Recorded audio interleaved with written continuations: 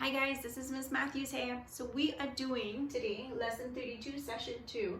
I can graph points on a coordinate plane. All right, let's get started. Write the ordered pairs for points A, B, and C. I think you guys know how to do this. Remember the ordered pair, they start with the X and then the Y. So A would be 2 is the X, go up to 3. B starts with go to 4, and then on the Y it's 4, and C from 0 here you got 3, and then go up it's 2, so 3, 2. All right, let's move on.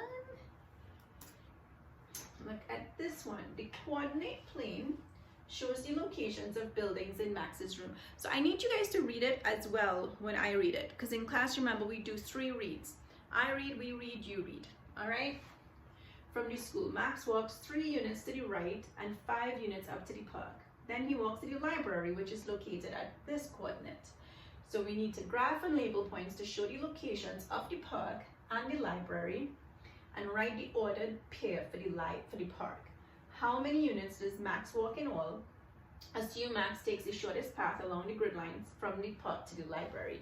So what is this problem about? He's taking a walk, and we want to know, what are we trying to find out? How many units does he walk? What information is important? This information that they give us, right? So we don't need to know the town hall or the museum or anything about this yet. We need to know he walks 3 units to the right, 5 units up to the park, and this coordinate for the library. So that is what is important. Remember, we were talking about computational thinking, and what do we need to do? So part of that is identifying the information that we need to find the answer to the problem that we have.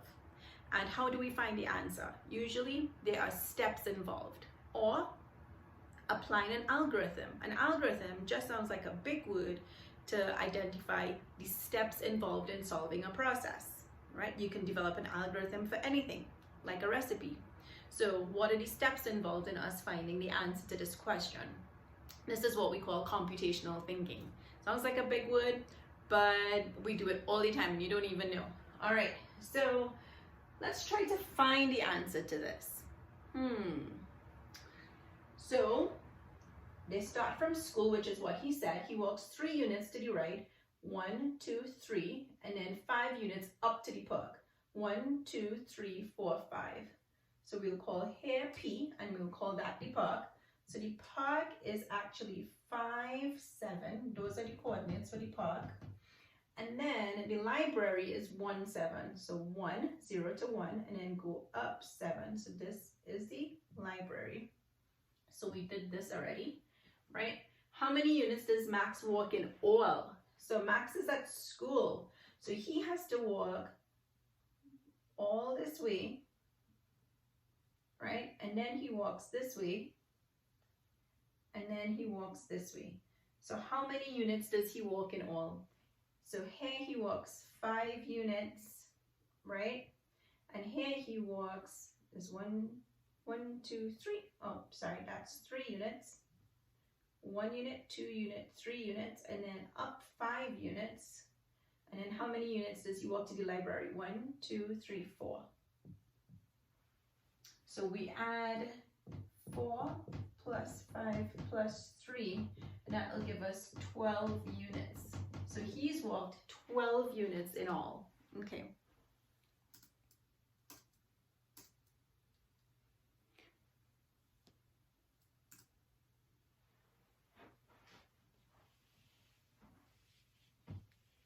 So we can use this graph to find the coordinates of Max's starting point, which is he started at the school. So what would be the school coordinates? It'll be 2, 2. Do you see that? Max starts walking from the school. The red and the blue arrows on the graph show how to determine the coordinates of the school. See, it goes this way to 2 and this way to 2. So you know it's 2 and 2. Okay? Plot points and show Max's path in the coordinate planes. So Let's look. Remember, I showed this to you when we were solving the problem. So he goes from here to here, up to the park and back to the library. And the blue arrow, right, it shows his path that he takes. And then we had to count the number of units indicated by the arrows. And we counted 1, 2, 3, and then he goes up 5. So 5 plus 3 is 8. And then he comes across here, which is 4, and 8 plus 4 is 12 units. All right. Look at the coordinate plane in the first picture it. Where does Max start walking? He starts walking at the school, and the ordered pair for that is 2, 2. Explain how to use the coordinates of the school to find the coordinates of the park. Then find the distance Max walks between these two locations. So we know that it told us 3 units. All right, let's look at the connected. So look at the coordinate planes in the first picture. Where does Max start walking? He starts walking from school, which is 2, 2. Explain how to use the coordinates of the school to find the coordinates of the park. So it explained that to us in the problem. We have to go 3 units to the right of 2, 2. Sorry, does this look like night? Okay, it's right. So the x coordinate of the park is 5. He walks 5 units up from the school. So the y coordinate is 7. The ordered pair, right, for the park is 5, 7. So the distance is 5 plus 3 because he goes 3 and then 5 is 8 units. So how many units did he walk from the school to the park? 8 units. How does the location of the park relate to the location of the library? So they both are along the same, see, the park and the library are on the same horizontal grid line. So on the y-axis, it goes to 5. So on that horizontal grid line, they're on the same horizontal grid line. So that's how they're related. So you can count the number of units going back from the x-coordinate 5 to the x-coordinate 1 to find that there are 4 units from the park to the library. 8 plus 4 is equal to 12. And 5, explain how you can use the movements along grid lines to locate points and find distances. You just count the units along the grid lines from the starting point to the ending point. Okay, let's move on. Reflect. Look back at your triad strategies. Which models or strategies do you like best for solving problems? And you can think about that. Maybe you want to draw an arrow, count it. Yeah, you can think about which ones you prefer and which ones you feel comfortable with. Julia plans a rectangular park using the coordinate plane below. To get from one corner of the park to the other, Julia travels 3 units left and 6 units up. Draw arrows on the coordinate planes to show Julia's path and write the coordinates for her start. So let's see. Think about it, write about it. She plans a rectangular park using the coordinate planes below. To get from one corner of the park, she travels 3 miles. So I would say she's starting at K. K starts at 3, 2. And then they say she travels 3 units to the left, which 3 units to the left, so maybe I was wrong on that one. 3 units to the left. Maybe she starts at R then, right? Because she goes here. And R is 6, 2.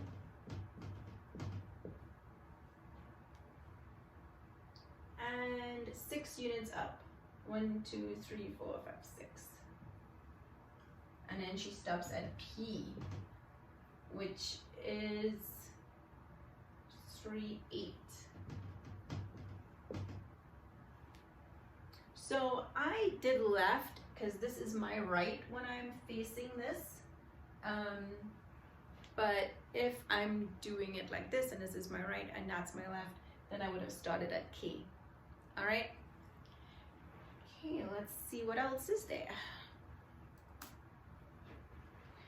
Use the coordinate plane in problem 7. What is the perimeter of rectangular park? So I'm going to go back to that question so we can find the perimeter. So let's see. Perimeter, do you remember what perimeter is? It's distance around, right? So distance around. So we have 1, 2, 3 units here, 3 units here, and we have 6 units on this side and 6 units on this side. So perimeter, right, is what? Length times 2, right, plus width times 2, or just length plus width plus width, right? So which is 3 plus 3 plus 6 plus 6, which is 3 and 3, 6, plus 12, and 6 plus 12 is 18 units. All right, let's move on.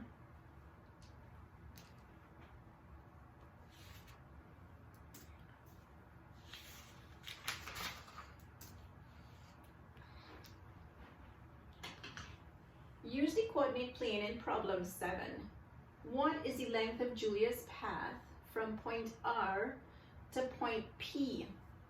I guess I have to go back because I have to have that picture up here. So what is the length of Julia's path from point R to point P? Let's remember that.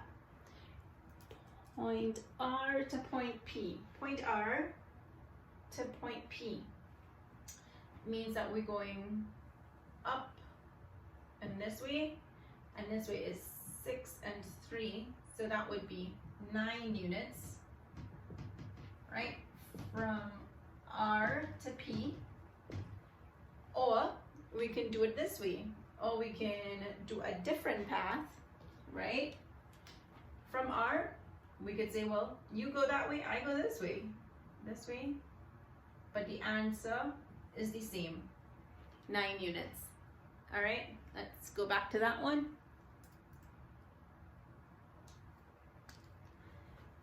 So this would be our answer, 9 units. All right, guys. Let's see. I can graph points on a coordinate plane. I hope that's getting easier and that we understand it. And remember, almost everything is an algorithm. Don't let that word scare you. It's just a step-by-step process, and we just need to learn these steps.